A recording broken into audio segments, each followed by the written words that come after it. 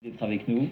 Merci Mais de me d'abord, recevoir. je voulais revenir sur ce débat en France. Ce débat en France sur ce qu'on appelle l'islamo-gauchisme, c'est-à-dire que suite à l'attentat de Conflans, suite à la décapitation de cet enseignant de Conflans, on a entendu une vague de personnes qui ont montré du doigt une partie de la gauche soupçonnée de complaisance vis-à-vis, non pas de l'islam, mais de l'islamisme. Et je vous propose d'écouter d'abord le ministre de l'Éducation, Jean-Michel Blanquer, ces derniers jours. Notre société a été beaucoup trop perméable à des courants de pensée sollicités. Ce qu'on appelle communément l'islamo-gauchisme fait des ravages. Il fait des ravages à l'université, il fait des ravages quand une organisation comme l'UNEF cède à ce type de choses. Il fait des ravages quand dans les rangs de la France insoumise, vous avez des gens qui sont tout simplement de ce courant-là et s'affichent comme tels.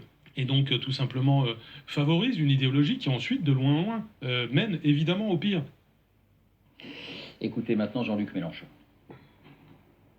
Et il vient de dire, je suis tantôt républicain, tantôt islamiste de gauche. Parfait, il le dit. Donc qu'il le prouve, qu'il dise, qu'il cite une phrase, un comportement de ma part, un appel de ma part. Car je mets au défi qui que ce soit de trouver sur 50 ans de ma vie politique une seule ligne qui puisse être considérée comme non laïque, non républicaine. Une ligne, un bout de discours. Personne ne peut le faire. Sur France Inter ce matin, Alain Finkielkraut, est-ce que pour vous, cet islamo-gauchisme, il faut le dévoiler, il faut le dénoncer? Alors, je vais répondre au défi lancé par Jean-Luc Mélenchon, mais en commençant par un détour, justement, par l'étranger. Le gouvernement turc n'a pas adressé de message de condoléances à la France après la décapitation de Samuel Paty. Il a mis plusieurs jours. Finalement, il l'a fait hier, je crois, mais voilà. Il a mis du temps. Recep Erdogan a dit que le président français devait subir un examen médical parce que des mesures ont été ordonnées contre les prêcheurs de haine et parce qu'on a fermé quelques mosquées salafistes. Le même Erdogan, quand il était maire d'Istanbul, a dit ces phrases célèbres: les minarets seront nos baïonnettes, les mosquées seront nos casernes et les croyants nos soldats. Et les coupoles aussi nos casques, peu importe. Il a dit cela. Et beaucoup plus tard, président de la Turquie, il est allé, je crois que c'était à Strasbourg, capitale européenne. Il s'est adressé aux musulmans d'Europe en disant « l'assimilation est un crime contre l'humanité ». Au moins les choses sont claires.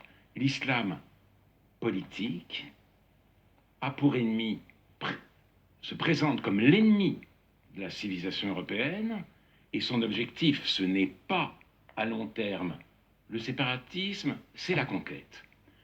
Et l'islamo-gauchisme n'est pas un fantasme droitier.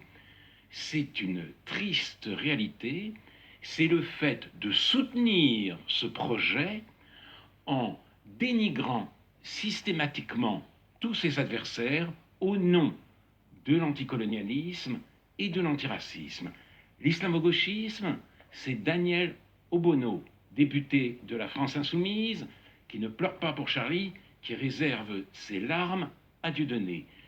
L'islamo-gauchisme, c'est Emmanuel Todd, qui écrit que les Français qui sont descendus dans la rue le 11 janvier 2015, après le carnage de Charlie, ont défini comme besoin prioritaire de leur société le droit de cracher sur la religion des faibles. L'islamo-gauchisme, c'est de dire que Manuel Valls, avec son laïcisme intransigeant, est pire que Marine Le Pen. L'islamo-gauchisme, c'est en effet Jean-Luc Mélenchon qui, interrogé sur les dangers du communautarisme, pointe du doigt le Conseil représentatif des institutions juives de France.